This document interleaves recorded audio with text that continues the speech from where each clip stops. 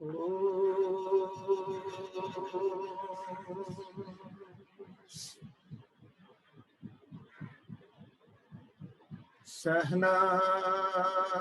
भवतु सहनौ भुनक्तु सह वीर्यं करवावहै तेजस्विनावधीतमस्तु मा विद्विषावहै। ओम शांति शांति शांति।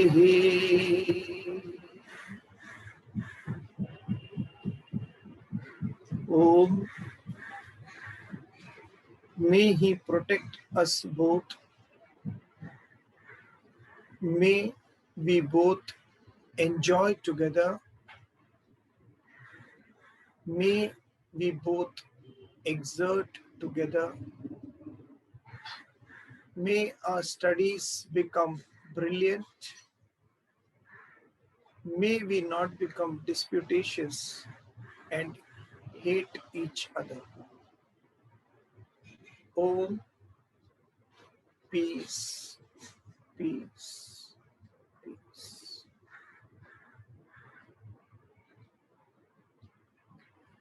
Hari Om, everybody. Welcome to the classes again. So last class we did that famous verse. Most of you would have got it by heart. I hope it's a very good verse. Tat viddhi pranipatena pariprashnena sevaya.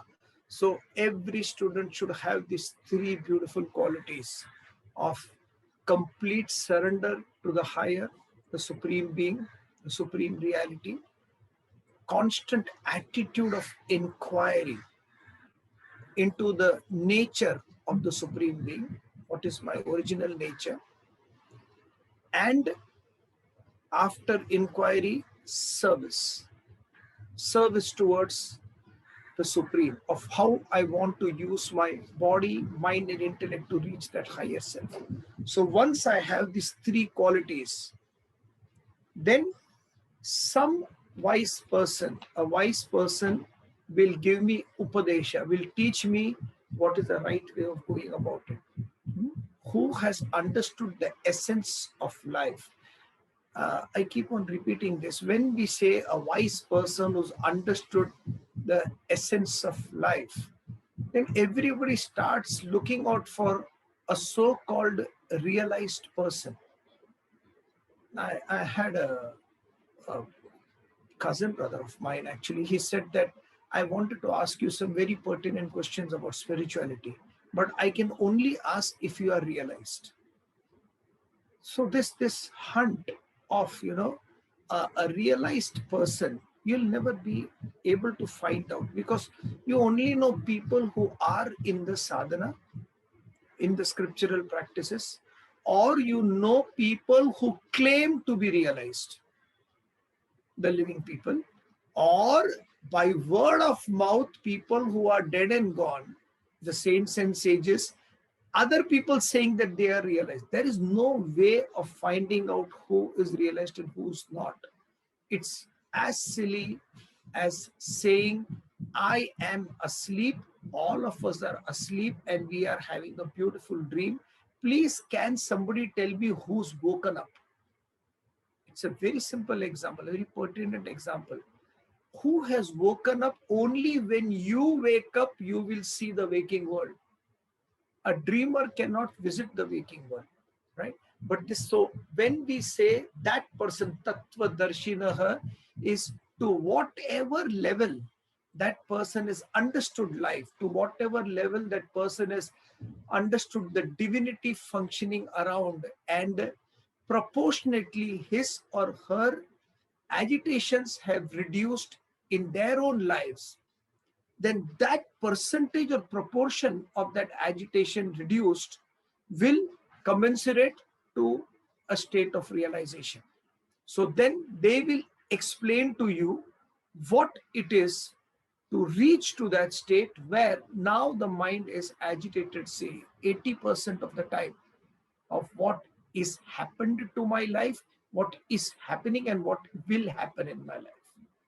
So from 80%, if by somebody, some person has studied the scriptures and got their own life agitations to down to 40%, they were 80%, now they have gone to 40%. So they know how to reduce their own agitation and stress and tensions. That exposure of reduction of 40%, that they can educate you how to go about it. How is the journey they traveled? Okay, so such a person will teach you how to reach the higher. To reach the higher is a very, very simple process. Consistency is required. That's all. So you do these three sadhanas, you are made. Now, one of the most common factors which everybody says, most of all, if not all, is this is all very good, to do good, to be good, and to find out whether I am realized or not, my own supreme self. All these concepts are there. But I have sinned a lot. I am a sinner. And because I am a sinner, I don't know whether I'll be able to reach that stuff. I really don't know whether I'll be able to reach that higher aspects of life. I think I'm a sinner. And the more I say I am a sinner, the more you will not reach that place, because it all comes back to believing. Every aspect of life comes back to what you believe in. One of my favorite movies, we see a lot of movies when I'm with the children, most of children's classes. And there's this movie is called Kung Fu Panda. And in Kung Fu Panda, the attitude of the panda is always, I want to become the best I can be. I want to become the best I can be. And when he keeps on saying that, he's trying to become the best he can be, at the end of the day, the teacher explains to him that you are what you believe in. If you believe you are a sinner, you are having trouble. And that's the whole next verse. We'll just chant the verse and then I'll explain it to you.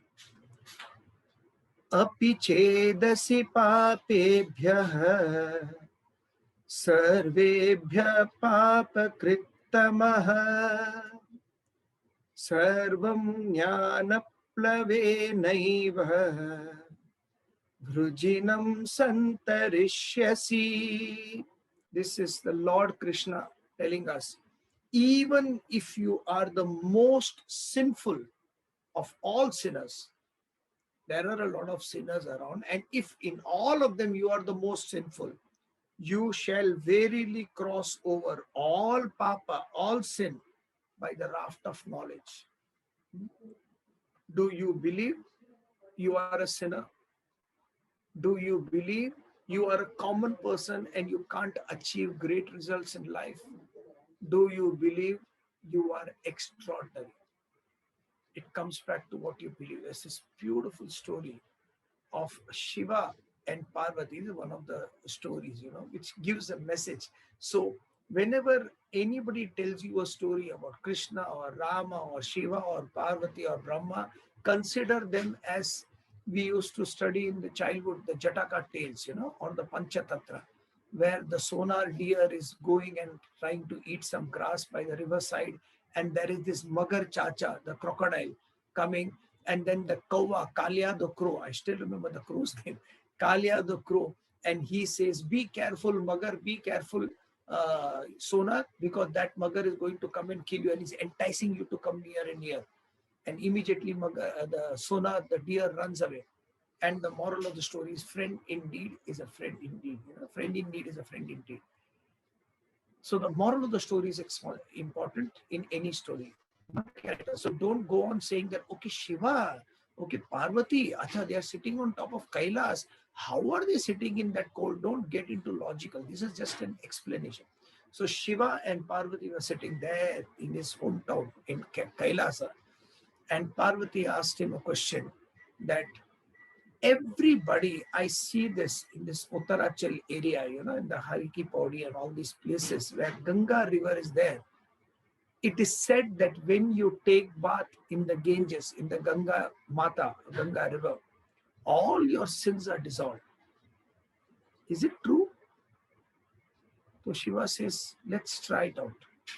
And he and Parvati go down in that same venue, and both of them have changed themselves into an old man and a very old woman.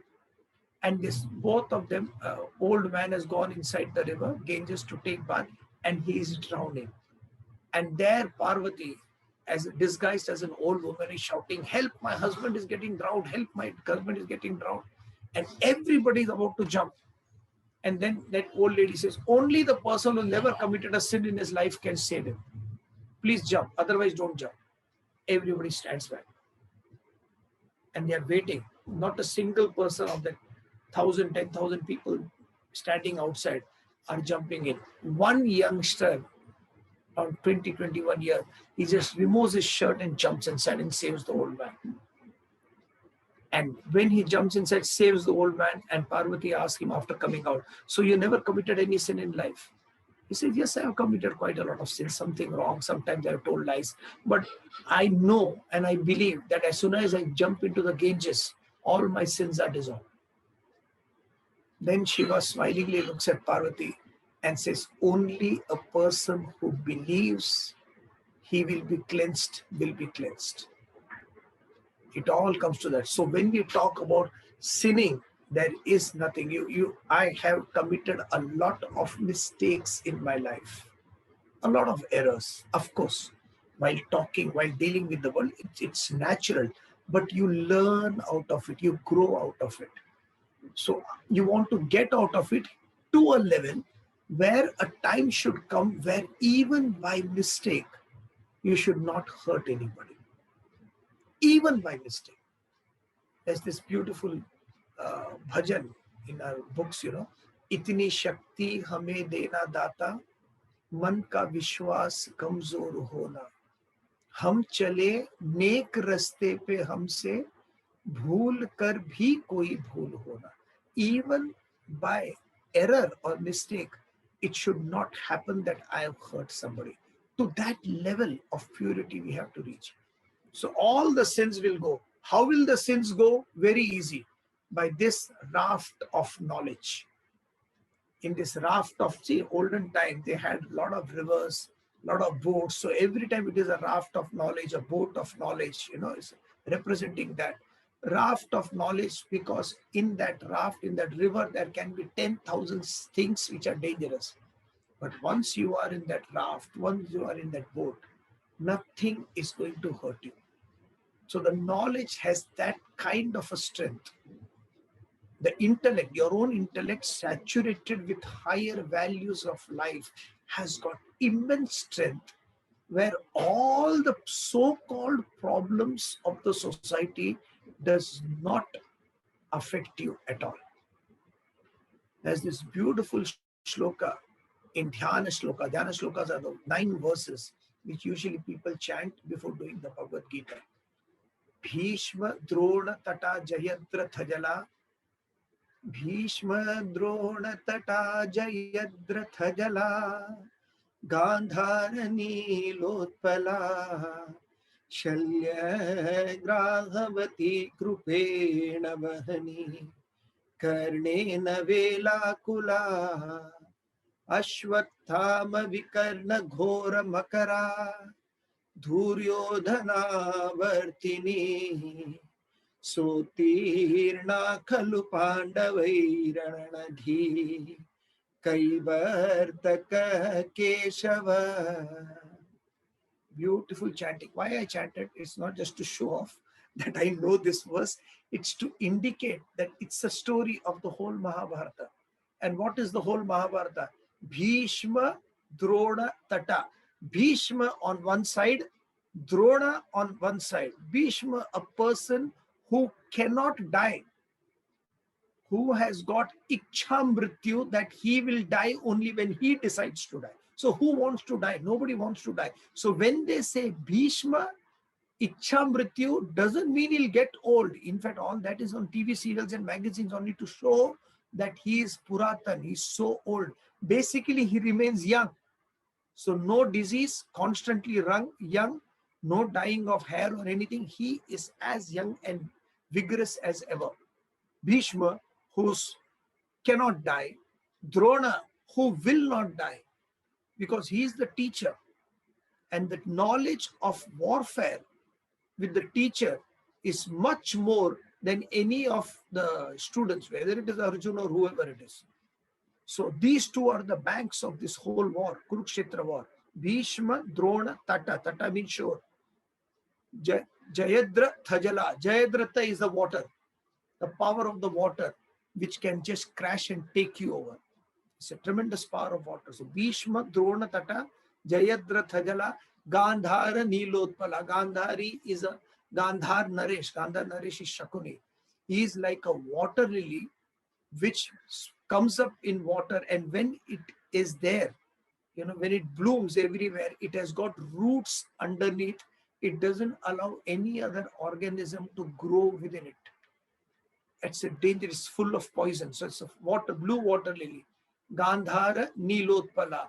Shalya Graha. Shalya is a shark. Krupena Vahani. Krupacharya is water current, the powerful current which takes the water from here to there. The invisible force, a complete tactician. Till the last, he was never killed. Nobody knows what happened to Krupacharya. He is the one guy who escaped the war till the end. So, Kripena Vahani, Karnena Velakula. Karna is like a huge wave, a huge breaker, a 40 feet wave which smashes up everything. Ashwathama, Vikarna, Ghora Makara. Vikarna and Ashwathama are tremendous, very bad, dangerous crocodiles. Ashwathama, Vikarna, Ghora Makara, Duryodhana, Vartini. Duryodhana is a whirlpool. Looks so harmless from outside. Just revolving in between, it comes in the water. But once you come within the periphery of its control, it slowly, systematically sucks you in. That is what Duryodhana did. Therefore, he was a vicious person. There have been books and plays written about how good was Duryodhana, how good was Karna, how good was Dushasana. It is like saying Ravana is excellent. These people were bad people and they were put on the wrong side for a specific reason, so that you don't encompass and embrace that character. Therefore, the opposite was given. Duryodhana planned, programmed, did everything to see that he gets the best opportunity from everybody, because he wanted to have the kingdom for himself. So when he saw the potential of Karna, he made him his best friend. When he saw the potential of Ashwathama, he made his best friend. Everywhere the focus was only, eventually, I want to get rid of the Pandavas. Till the last. In all this, Duryodhana, Vartini, Sotirna, Khalu Pandavai, Ranani, in this Ranabhumi, in this fight, Kaivartaka Keshava. Keshava is the boatman. The same concept. Why Keshava is because when you are in the boat, where you are in the raft of knowledge, all these dangers are outside. It can be fun for you. Nothing hurts you. Just a little bit of shaking of the boat and you go on. That's it. That's the beauty of the whole thing. So the raft of knowledge is there. You have to, everybody, all of us, see how much in pain am I will determine whether I really want to get out of a situation. Correct? Till my pleasure content derived from a particular sense object or a relationship is more than the pain it is causing me, I will not leave it. Nobody will leave it. So if the relationship is giving me 80% pleasure, 20% displeasure, nobody will break it. Nobody will leave it. The understanding that the pain is more, so the pain becomes more, 80%, and the pleasure becomes 20, then only you will leave. So nobody will leave their own problems because you don't want to live. When you really want to live, go into knowledge. So every day, I want to get out of this agitation. Don't look at the world. But at this particular age, a little bit of a higher BP is all right. A little bit of asthma is all right. A little bit of diabetes is all right. A little bit of tension to sab jagah hai hi hai. This is what we call typical uncle and auntie talks. Don't look outside. I want to reach a state where we should never get agitated come what may, not even 1%. And it is my mind. It's the reaction of the mind that unsettles me every time. Mind is in its own place. It makes a heaven out of hell and a hell out of heaven. This is the quotation. So understand, solve. So the more I control the mind, the more I am happier, less I am agitated, more I live a life. I live a life. I enjoy every moment of life. If not, then everything in life is a compromise. And then we are no more living, we are only existing like vegetables. When the situations change, accordingly, we also change. Sometimes we are happy, sometimes we are sad. So get this Dhrida Bhava, this attitude in the mind that I want to get out. So every day, it's just 3-4 things you have to do every day for your spiritual evolution. Study every day. I don't have any of these calls, doesn't matter. Study every day. Half an hour, 45 minutes, open the book and study. Whatever verses we are doing, take the textbook, write down. First of all, you read the shloka, you read the translation, you read the explanation of the shloka, shut it off, and then you write the same explanation, not necessarily word by word, of what you have understood out of it. That becomes your specific notebook of these shlokas. Compulsory. Every day studies 45 minutes. Every day exercises. It can be walking, it can be running, it can be anything as far as you get your heart pumping. Trying to eat as much as good food, fruits and vegetables as you can, and not to interfere in other people's affair, and not let other people to interfere in your affairs. The second one is more difficult. The first one is easy. I don't interfere anywhere, fair enough. But then when the husband says something, the children say something, the wife says something, I do get a don't allow them to interfere in your affairs. So if you have a path charted, your happiness is paramount. Whatever happens, I'm going to remain happy. Then all these things goes away. Raft of knowledge is very important. We move on to the next verse. Achirena. This is Papakritam. Where is it? Jnana plavenaiva vrijidam santarishyasi. Verily you will cross over. Verily means easily you will cross over. You don't have to do anything. Really. Actually, when will I get realized? Sir, can you tell me whether I have spiritually evolved? You should never ask anybody this question. Never. I have never asked this to my teacher. Neither I don't think he would have asked his teacher. You don't need to ask.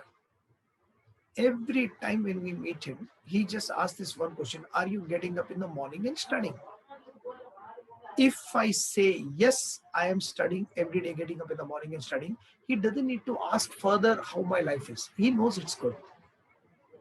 If I say, no, I'm not getting up in the morning and studying, he then also knows that it has gone down. You don't need to ask much.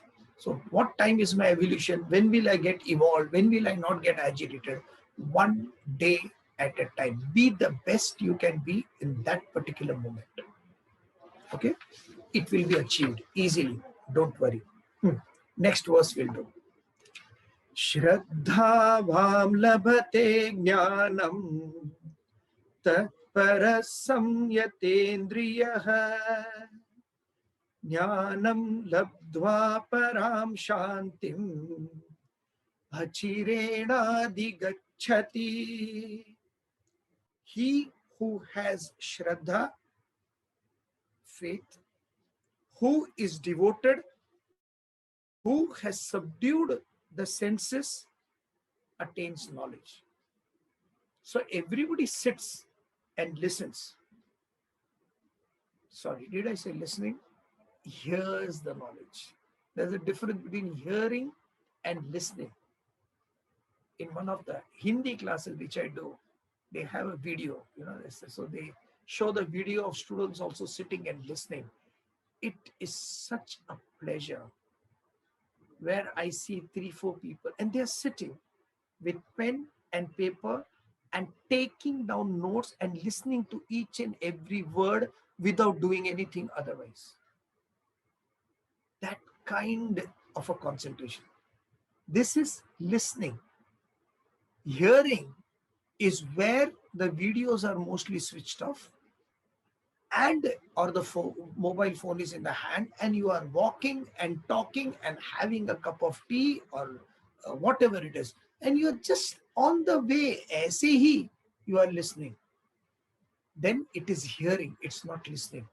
And when you hear anything, it's like a hole in your personality. It doesn't retain the knowledge. It cannot retain the knowledge. Okay. So those people who attain, having attained this knowledge, once he's attained this knowledge, he, achirena, erlong, gains the supreme peace. So easy. What you have to do? You have to have Shraddha, you have to have devotion, and you have to subdue your senses. Start with that. Start with what? You have to start with Shraddha. What is Shraddha? In English, it is very, very loosely connected as faith. And definitions are given of faith. Faith is where I don't know what is happening, but I have faith that it will happen. Something good.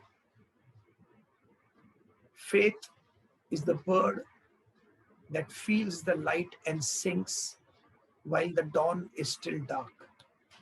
Oliver Goldsmith. Faith is a bird that feels the light and sings while the dawn is still dark. So this is the definition. Faith is very loose connection of Shraddha. Shraddha is a completely devoted attitude towards your higher goal in life. The highest goal is self-realization. Everybody knows this in this class by now. The highest goal is self-realization. So what is self-realization? Self-realization is leaving everybody, my family, my friends, going to some jungles in the Himalayas or whatever, by the side of a river, make a thatched hut and sit there, meditate, and then I'll find out where am I. So either I'm in the thatched hut or I'm under a tree or wherever it is, I suddenly find out who I am. Self-realization. Definition of self-realization. I have realized now that through a lot of idiocy and stupidity, I have been miserable in my own life because of a very weak mind of mine. Whatever happened around me, whether it is the situation, whether it is the environment, whether it was my relationship, everything had put an impression in my own heart. And I was sitting and crying and being miserable for quite a long period of time. Now I have realized, sir, what you have realized, that I was stupid then. With studies, I have made my mind stronger and I've seen to it that come what may, I am going to be happy. In short, sir, I have realized that I am going to be happy with the objects and relationships around me or without them. My happiness is never going to be dependent on anything external hereon. This is self-realization, an experience of unbroken bliss.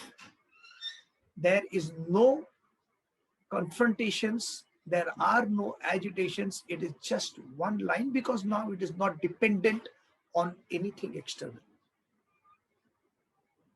That is self. To achieve that, what you have to do? Shraddha. Have Shraddha. Internalize the knowledge. When I tell you, you have to by heart this Tatvidhi Pranipatina. Why I say? Because when you by heart it, you will study. When you study, you'll remember. When you remember, you'll remember the concepts. And once you have taken in the concepts, throw the books away. I'm not saying this. A great, great saint called Swami Ramatirtha said this. When you have analyzed and digested everything, the whole Vedas inside you, of what is right, what is wrong, you don't need to refer to any kind of textbooks. You don't need to listen to people also. Why should you listen to anybody, including me? Why? Get yourself to a level where you know what kind of exercise to do, what kind of food to eat, what kind of studies to do. You already know. When you know it, you don't need to listen to it. Why am I not happy? You don't need to ask that question. You know the answer. This is Shraddha. Internalize the knowledge. Get in the information, and after getting in the information, get inspired with that information and transform yourself into a magnificent being. It's completely in our hands. Either whole life we sit with a portrait of Krishna or a Rama or a Jesus or a Guru Gobind, Nanak, and say they are there, we are here, or try to become them. What kind of a mind and intellect they must be having. Shraddha, internalize the whole thing. You know, there is this book of Ruskin's called Unto the Last. Unto the Last. In this Unto the Last, the concept of, what is that concept? So the Satyagraha. Satyagraha was mentioned. Unto the Last, Satyagraha was mentioned. In Leo Tolstoy's book, Quit India movement, I'm sorry. Quit India movement was, quit movement was not to take part in anything that anybody is doing. Unto the last. So Satyagraha, right? Satyagraha was there. Second, Leo Tolstoy, from the book of Leo Tolstoy, there was a concept of quitting. Quitting any activity which is to be done outside. And third, Gandhi found a concept of ahimsa from Bible as well as Gita. So from Unto the Last, he learned about the struggle of life till the last struggle. Don't give up. From Leo Tolstoy, he learned civil disobedience movement. So first was Satyagraha. Second, Tolstoy say civil disobedience movement. And from third, Bible and the Gita, ahimsa. Most of the people read these concepts and move on. Gandhi is a person who internalized the whole thing. And that's where he became a Mahatma. He didn't take Mahatma his name. People nowadays, even spiritual people, give themselves titles. Somebody says something, Mahasamadhi, somebody, and according to their title, they are going. They themselves give titles. They themselves wear robes. Mahatma, the title was given by somebody else. I think so, Rabindranath Tagore, if I'm not, Rabindranath Thakur, if I'm not wrong, to Mahatma Gandhi. He became Mahatma Gandhi. Internalize the knowledge. So first of all, you have to have Shraddha in the highest. Whatever other people say, it doesn't work. No, I don't think spirituality वगैरह कुछ है नहीं. It doesn't work. Don't even listen to them. I have a childlike faith in the higher. So, but like there are so many criminals who are living so happily. And there are so many honest people who are suffering, sir. So when you say there is a law of karma, the criminal people will get things someday punished for their actions. I really don't believe in it. If you have this thought, you will end up in trouble. You are hero worshipping the wrong people. Anybody who does wrong will pay the price for it. Swami Ramtirtha says, do wrong things whenever you can. Do the worst of the crimes. Go in the deep recesses of the forests, of the mountains, or the deep forest, and stand there where nobody is around and do some evil deed. And he mentions the very blade of grass on which you stand will bear testimony to your evil deeds. It will come back. Satyameva jayate. In the truth alone, there is victory. So when you have this complete faith in the higher, complete faith in spiritual life and spiritual laws, you are not bothered what the world is talking. You're not bothered. This is the path I am going and I'm going to go. Kuch I like that song. Kuch kariye, nas nas meri khole, ab kuch kariye. कोई तो अब जिद पड़िए, डूबे तरिए या मरिए. Either you sink, you swim, or you die. But this path is chosen. There cannot be and should not be any other deviation, because I cannot make other people happy when I am miserable. I need to be happy, and for me to be happy, I need to have these qualities. So just the same three qualities. I have these three equipments of body, mind, and intellect. With the body, what I do, subdue my senses. As simple as that. Not listening to all the junk that is going on. I keep my eyes and ears open, my sense organs open only to get the right kind of news. So one stroke, what happens? Fake media is out. Fake media is out. Any other nonsense is out. The right kind of distilled information. What is right and what is wrong? Cut the noise away. First thing first. Don't interfere in other people's life. If you can make their life better in any way, do it. But without any arrogation, saying that, look what all I am doing. So with your physical body, control your senses. Eat a limited amount of food, because food is important to sustain your body. Why your body needs to be sustained? So that you can do better things and live a better life. That's all. The goal is that. Every aspect. Why am I doing yoga? I am doing yoga so that my body does not pain. So that when tomorrow a day comes where I'm sitting in meditation, I can sit in Padmasana easily without any problems. For that, my body needs to be fit. For that, my breathing needs to be perfect. For that, I am doing yoga now. Everything is towards that end. So control my senses. Second, mind doesn't get deviated here and there. Its value systems doesn't shake. It is completely devoted to the higher. So the mind is completely devoted to the higher. Your physical body restraining all the organs, and intellect, complete Shraddha. Absolute faith in the higher. There is no way getting out of it, and I am going to achieve it till the end.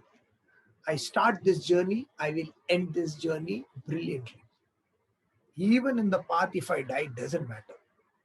But I am not going to change the pattern of my thinking for anything lower in life. So when I have Shraddha like this, father told his son, son, remember in life, whenever you go for a goal, destination, be like a postage stamp. You stick to it until it reaches its end. Don't leave it. Don't think about anything. So whatever other people say, whether this works, not works, whether this person is good or bad, doesn't matter. You sit and you get the stuff out of the text. The same Lord Krishna, the great master, has written the Bhagavad Gita. It's from his mouth. No, but Krishna did not say, no, but basically it was Ved Vyas. Ved Vyas is not Mr. Ved Vyas, or somebody has given him a title, Sir Ved Vyas. Veda is knowledge. Vyasa is a compiler, a person who's seen in the world all the different knowledges and compiled it within himself is Ved Vyas. A master, such a master is saying something, it has to be pertinent in everybody's life. So you can't negate that and say, no, they don't know. It is 5,000 years. An intelligent person takes the medicine. Experiment no in your life. Don't listen to whether it's working or not. Experiment in your life. If it doesn't work, give it up. That's what we do, right? With doctors. When the doctor calls you that says that this is the problem you are facing and you have to do an operation, immediately, and you have to do it next week itself. If it is Saturday, Monday, I will book you in a hospital. You have to do that because you have kidney stone and it needs to be operated because it will get broken up or blasted. I don't know what the technical term. Do you immediately say, okay, book and I'll go? No. Immediately say, I will go for a second opinion. I'll go for a third opinion. You go for various opinions.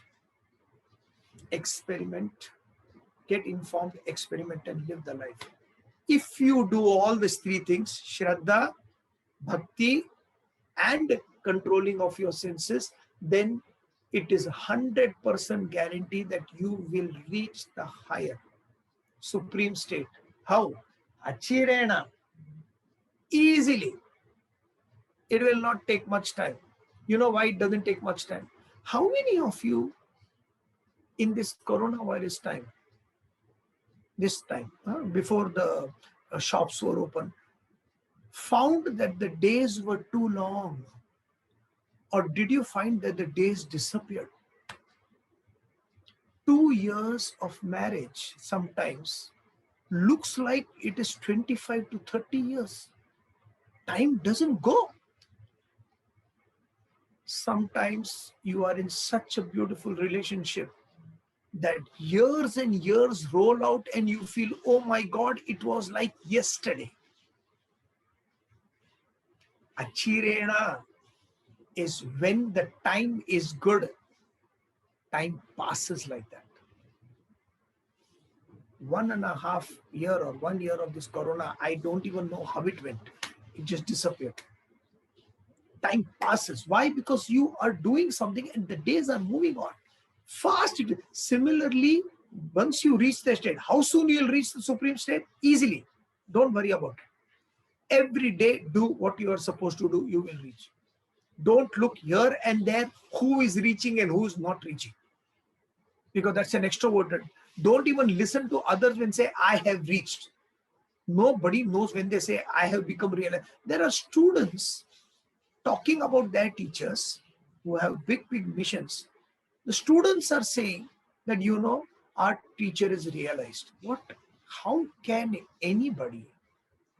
I can't understand. How can anybody say the other person is realized?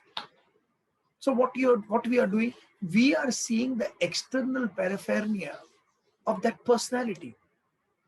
Perhaps the beard, perhaps the hair, perhaps the robe, perhaps the way they speak, perhaps the ashrams they have, perhaps the fan following they have, perhaps the foreign disciples they are having in their ashrams. Are these how many assets? Perhaps the social service they are doing in the society. Are these supposed to be the credentials and criteria to find out whether a person is spiritual or not? In that case, it makes great sense when Arjuna is asking the question to Krishna, who is the Sthita Prajna? Who is a realized person? Krishna is asking.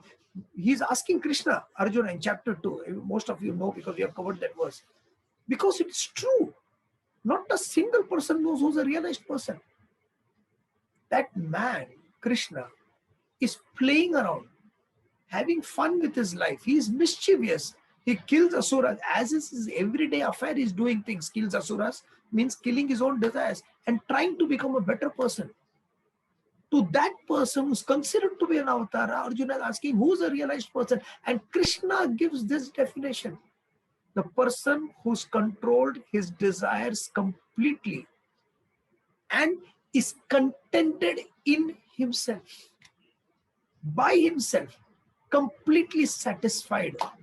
How can you put this content of that personality within a text tube and say this is realization?